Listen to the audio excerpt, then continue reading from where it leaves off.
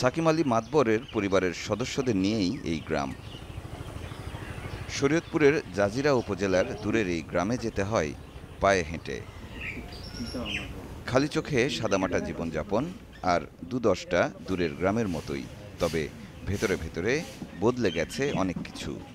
সুবিধা পাচ্ছি, আগে 2টা লাইট জ্বালাইতে পারতাম, এখন 3-4টাও জ্বালান যায়, ফ্যানও চালান যায়, তারপর টিভিও দেখা যায়। বিদ্যুৎ পৌঁছেনি তাই বলে থেমে নেই কোনো কাজ। ঘরে ঘরে চলছে বৈদ্যুতিক যন্ত্রপাতি, যা সহজ করেছে গ্রামের জীবন। প্রত্যন্ত আর সব গ্রামের মতোই সৌরবিদ্যুৎই ভরসা। তবে নতুন খবর হলো, সৌরবিদ্যুৎ এই গ্রামে ভাগাভাগি হচ্ছে। আর এই কাজটি চলছে সোলবক্স মিটার নামের একটি নতুন যন্ত্র দিয়ে।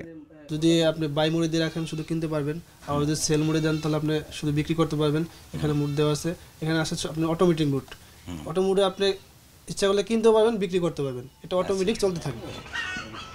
এরই মধ্যে বিদ্যুৎ কেনাবেচার পদ্ধতিও শিখে গেছে সাকিম আলী মাতবরকান্দি গ্রামের বাসিন্দারা।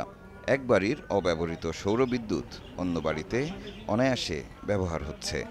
আগে কুপি জ্বালাইতে হইতো, হারিকেন জ্বালাইতে হইতো, এখন আমরা সেই জিনিস জ্বালাই না। সৌরবিদ্যুতের লাইনে আমরা পোলাপানের লেখাপড়া রাত 10টা তৈরি করতে পারে। এই মোটর দিয়া আমরা পানি উঠাইতে পারতাছি। এই সোলারে পানি উঠাই আমরা পাট খেতে পানি দিছি। এই প্রকল্পটির মাধ্যমে যে কেউ বাড়িতে সোলার সিস্টেম না লাগিয়েই তারের মাধ্যমে পাশের বাড়ির বিদ্যুৎ পাচ্ছেন।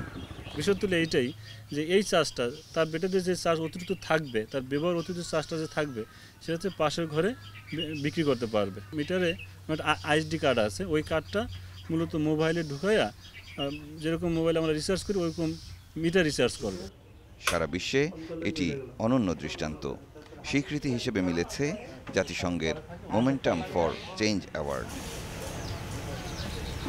শুধু জাতিসংঘের স্বীকৃতি নয়, সৌরবিদ্যুৎ আদান প্রদানের মধ্য দিয়ে স্বাচ্ছন্দ্য এসেছে এই পরিবারগুলোর মাঝে।